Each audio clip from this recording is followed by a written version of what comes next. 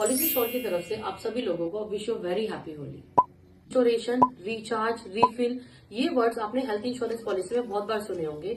Restoration, unlimited restoration, one time restoration, restoration on same person same illness. चलो आज समझते हैं रिस्टोरेशन का कॉन्सेप्ट क्या होता है।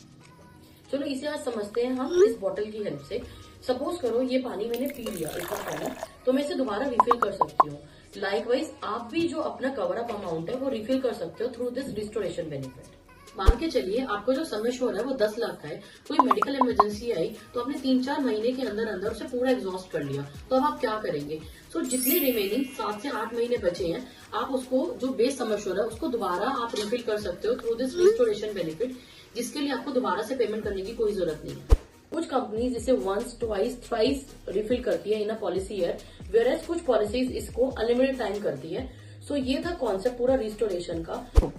कुछ पॉलिसीज में जब तक आपका बेस सम एश्योर्ड है वो एग्जॉस्ट नहीं हो जाता, तब तक आपका जो रिस्टोरेशन बेनिफिट है आपको नहीं मिलता। फॉर एग्जांपल आपकी 10 लाख की पॉलिसी है और आपने 9 लाख का पहला क्लेम आ गया और जो बचा है वो 1 लाख रुपए बचा है, एंड फॉर एग्जांपल सेकंड जो क्लेम आया वो आपका 5 लाख रुपए का आया, तो आपका जो बचा हुआ 1 लाख का अमाउंट है सिर्फ वही आपको इंश्योरेंस कंपनी देगी। जो 4 लाख का जो अमाउंट है वो आपको खुद से अपनी पॉकेट से पे करना पड़ेगा, इंश्योरेंस कंपनी वो नहीं देगी।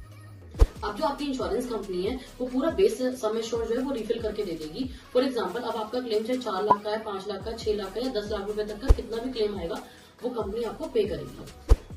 कई बार आपने अपनी इंश्योरेंस पॉलिसी में देखा होगा कि कंपनी आपको रिलेटेड इलनेस के लिए क्लेम नहीं देती है। अब मैं आपको बताती हूँ ये क्या कॉन्सेप्ट होता है रिलेटेड और अनरिलेटेड इलनेस का।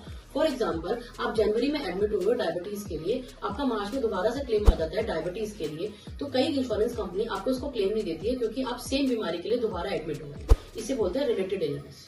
अगर आप रिस्टोरेशन का बेनिफिट लेना चाहते हैं तो आप ये जरूर इंश्योर करें कि आप जो भी इंश्योरेंस पॉलिसी ले रहे हैं उसमें जो रिस्टोरेशन का बेनिफिट हो वो अनलिमिटेड टाइम हो।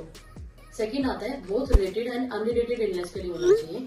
थर्डली मोस्ट इंपॉर्टेंट है, इवन इफ आप पार्शियल अमाउंट एग्जॉस्ट कर लेते हो तो भी आपका जो रिस्टोरेशन है वो 100% दोबारा रिफिल होना चाहिए। ये 3 चीजों का आप जरूर ध्यान रखिए जब भी आप इंश्योरेंस पॉलिसी लें।